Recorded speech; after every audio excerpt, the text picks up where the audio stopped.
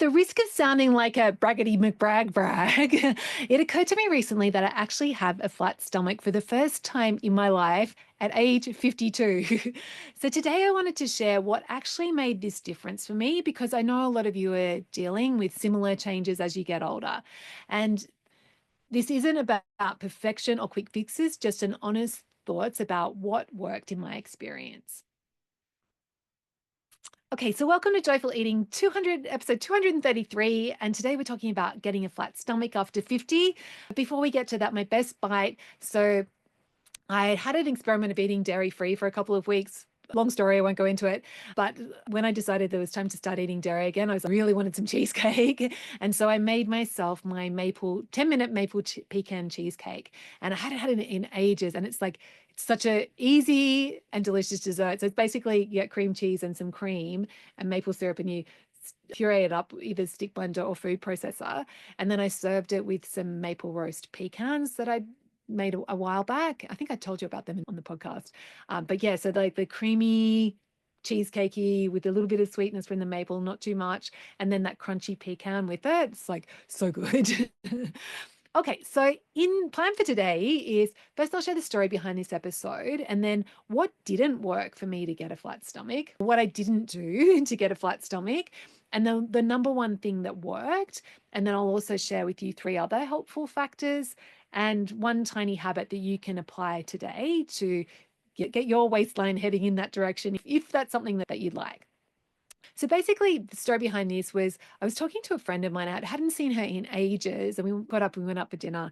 And she was telling me about how, she's around the 60 mark and how she's, my body's just changing. And none of my jackets do up. It's like just all this weight's going on around my middle. And it just made me realize, oh, actually, I'm having the opposite experience. I was like, this is crazy. And that actually my stomach's been getting flatter as I get old. And I was kind of like, this is kind of weird. No, it's not weird, but you know what I mean.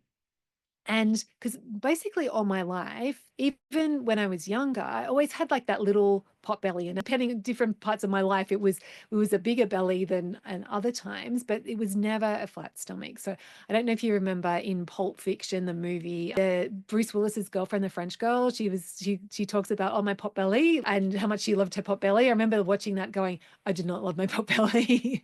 But yeah, so I've just always had that, which of course, knowing what I know about having PCOS and gestational diabetes and now diabetes, having a flat stomach doesn't normally go with those conditions, right?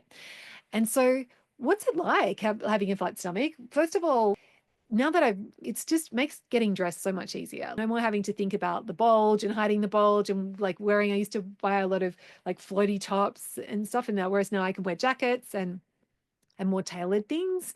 I guess the other thing I wanted to share with you is I'm still me, right? So yes, like my stomach's flat, but I still have bad days. It's not like I've turned into this perfect person that has this amazing life. I'm still human. I still have bad days. Life goes on. So I think that can be helpful to remind ourselves is that, yeah, it can be nice to have your body feel the way that you want it to feel. And also, it doesn't mean that everything magically changes, right? And the other thing that I really notice with my stomach is, yes, it's flat in the mornings, but if at the end of the day, often because I eat a lot of vegetables, I get bloated at the end of the day. So it's not flat the whole time. So just wanted to make sure that was clear.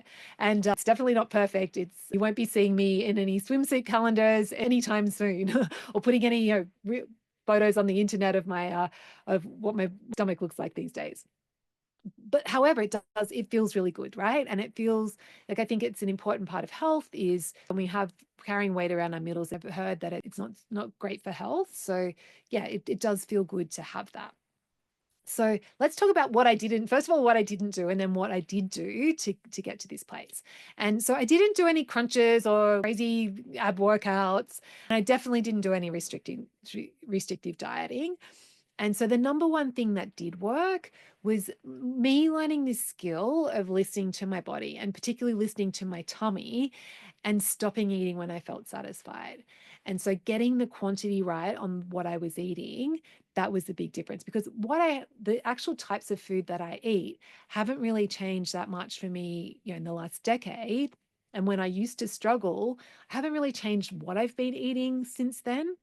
Because I was always eating pretty healthy stuff, lots of veggies and protein. But what has changed is the amounts that I'm eating. And so I'm no longer eating more than my body needs.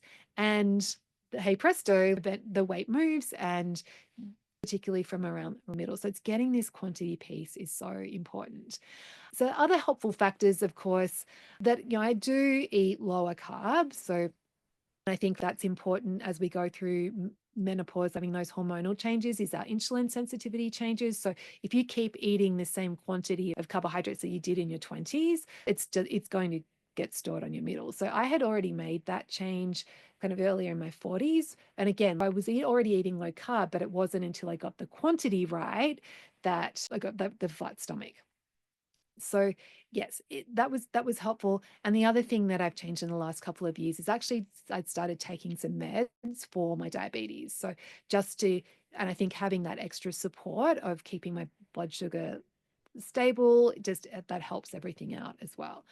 And then I have actually started doing some exercises in this year. Fergal, my oldest, he's getting super into fitness. And so we have a nice little habit of doing planks together in the evening. Um, but that I don't think that's, yes, it's probably helped with some toning, but it's really the food thing has been the number one factor. So if you want to get the weight to shift from around your middle, the tiny habit that I'd recommend is actually pausing and checking in with your tummy from time to time. So just during the day, I'm often, how does my tummy feel?